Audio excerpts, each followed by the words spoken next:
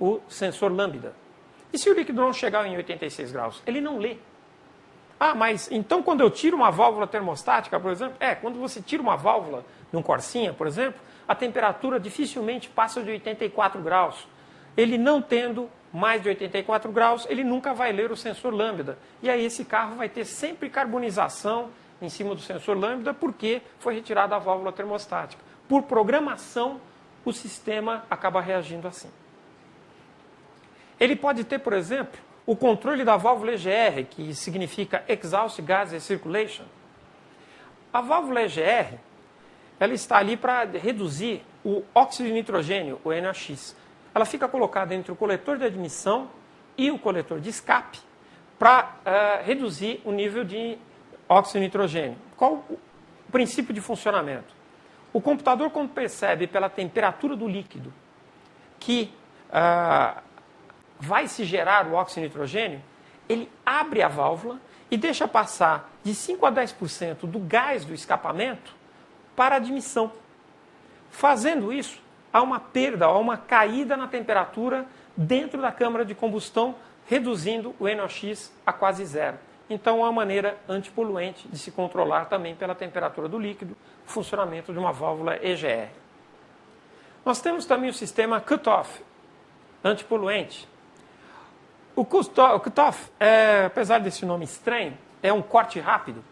Imagine que você vem numa estrada e vai pegar uma descida, aí, um baixadão de 1 km, 1000 metros, com aproximadamente 20 graus de inclinação, e você está aqui, está bem de carro. E você, começando a descer, você resolve, já para não tomar uma multa, está 100 por hora, você tira o pé totalmente do acelerador, põe o pé de lado. Então, o indicador de velocidade, ou seja, o TPS, que é o que indica o que está acontecendo no sistema, o sistema vai perceber que o TPS entrou em zero, quer dizer, você não está acelerando. Aí, nos primeiros 100 metros, que o computador perceber isso, ele vai cortar o combustível, você vai passar 900 metros sem nenhuma gota de combustível injetado. Mas por quê? Porque não precisa. O veículo está em freio motor, quer dizer, você está engatado, com o carro engatado, você só tirou o pé do acelerador, e para não ficar injetando combustível desnecessariamente, ele corta o combustível. Essa operação, nesse caso, por exemplo, vamos falar estava falando do nosso Corsinha, no Corsinha só ocorre se a temperatura do líquido estiver a mais de 86 graus. Então, o cara tirou a válvula termostática, o sensor lambda não está funcionando, quer dizer, não está sendo lido, e o sistema não tem cutoff. São características do sistema. Controle da injeção artificial de ar. Isso aqui é uma novidade para brasileiros, mas é interessante. Lá fora já se tem. Imagine que numa fase fria de trabalho do motor, você tem uma mistura rica. E se essa mistura rica chegar ao catalisador, ela poderia provocar um dano ao catalisador. Um dano prematuro. Então, o que se inventou? Uma bomba chamada smog pump, uma bomba de fumaça. Essa bomba de fumaça é, na verdade, um ventilador elétrico pequenininho, plástico normalmente, que injeta ar no escapamento antes do catalisador para dissolver essa mistura, que supostamente está muito rica na fase fria, para não danificar o catalisador.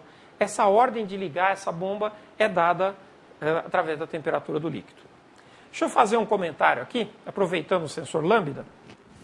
Aproveitando o sensor lambda, eu tenho aqui, como lançamento, está saindo hoje, o catálogo nosso de injeção eletrônica.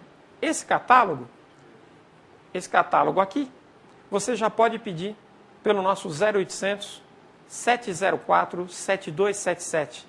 É um catálogo sobre sensor lambda, tem todos eles, inclusive os novos sensores planar, que você pode pedir e será entregue gratuitamente pelo correio para vocês. Tudo bem? Bom,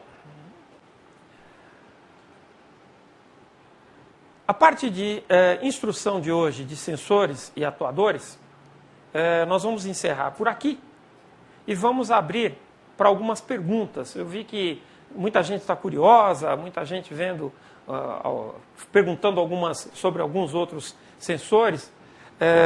E em próxima oportunidade nós vamos falar sobre TPS. Tá? Então, vendo aí as perguntas, eu vi que uma das perguntas foi qual a diferença entre um MAF e um MAP. Um MAF, o nome técnico é Mass Airflow, um MAF mede a quantidade ou volume de ar que passa pelo sistema. E um MAP, ele mede a pressão absoluta indiretamente dentro do sistema. São sistemas diferentes, mas que medem praticamente a mesma coisa. O objetivo é saber qual volume de ar está adentrando pelo sistema. No sistema MAF, prometo em próxima oportunidade, a gente explica melhor, ou de uma maneira mais técnica, o sistema de funcionamento do MAF.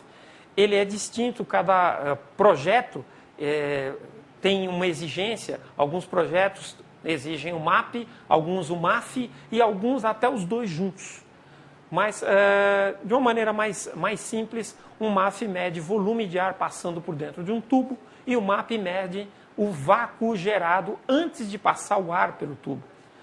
A gente até brinca que o MAP é um sensor mágico, ele consegue determinar algo que ainda não aconteceu. Antes de acontecer o volume de ar entrando, existe um espaço bem pequeno de vácuo. Se ele souber qual é o valor de vácuo, ele consegue transformar aquilo enquanto o ar vai adentrar depois daquele vácuo. E aí o sistema consegue calcular o valor de ar que está sendo submetido ao sistema. Tá ok? Então vamos lá às perguntas. Eu estou com o meu ajudante, o meu auxiliar técnico, Valmir. Valmir, o que nós temos aí de pergunta? Ou não tem nenhuma? Como é que estamos aí? Tá, estou recebendo aqui algumas perguntas. Tem telefonema também? Sempre gera muita dúvida, né? Sempre tem muitos telefonemas. Nós prometemos receber todos. A Cássia de Autopeças, em Campinas, São Paulo, gostaria de saber quais os carros nacionais que já possuem o Smash Pump. Tá. Smog Pump. Carro nacional, nenhum. Existem veículos que foram vendidos no Brasil, importados. Por exemplo, um Corsinha, que todo mundo chamava de Corsinha Kinder Ovo, né? Era sempre uma surpresa. O Corsinha GSI, 16 válvulas, ele tinha esse sistema do Smog Pump. Ele tinha uma ventoinhazinha, ficava bem próximo ali do radiador, que gerava muita confusão, todo mundo achava que era a ventoinha do radiador que estava ligada e não era. Era essa bombinha de ar injetando ar no escapamento que fazia esse sistema. Agora, se vocês repararem nos sistemas nacionais, vocês vão ver que alguns catalisadores têm um tubinho que estão tampados. Aquele tubinho é justamente para injetar ar no meio do catalisador através de um Smog Pump. Pode ser que mais agora, através da evolução automotiva brasileira, a gente venha a ter a Smog Pump funcionando em veículos nacional. A mecânica Faedo, LE Magalhães, na Bahia, o veículo a uma altitude de 3.500 metros e outro ao nível do mar, há uma perda de potência? Não, a ideia é que não haja perda de potência. O sistema vai, através da medição da altitude, fazer com que não tenha perda de potência. Se ele não tivesse essa medição de volume de ar, ele poderia ter essa perda de potência, tá? Como ele faz o balanceamento, ou seja, ele sabe em que altitude se encontra, ele vai injetar o combustível na maneira adequada, na quantidade adequada, para suprir o sistema nessa altitude. Então não se preocupe. E 3.500 metros realmente é muito alto, né? Vamos lá, o que mais temos aí, meu amigo Valmir? Mais perguntas liberadas. Está chegando muita pergunta e fica difícil rastrear todas elas, né? Limitar o que são. Zorocar, Ouro Fino, Minas Gerais. Zorocar Autopeças Limitada. Boa noite a todos aí. Muito boa palestra, obrigado. Está sendo apresentado. Obrigado. E aí, alguma pergunta aí, pessoal do Zorocar? Tudo bem? Estão gostando? Fico feliz. Feliz mesmo.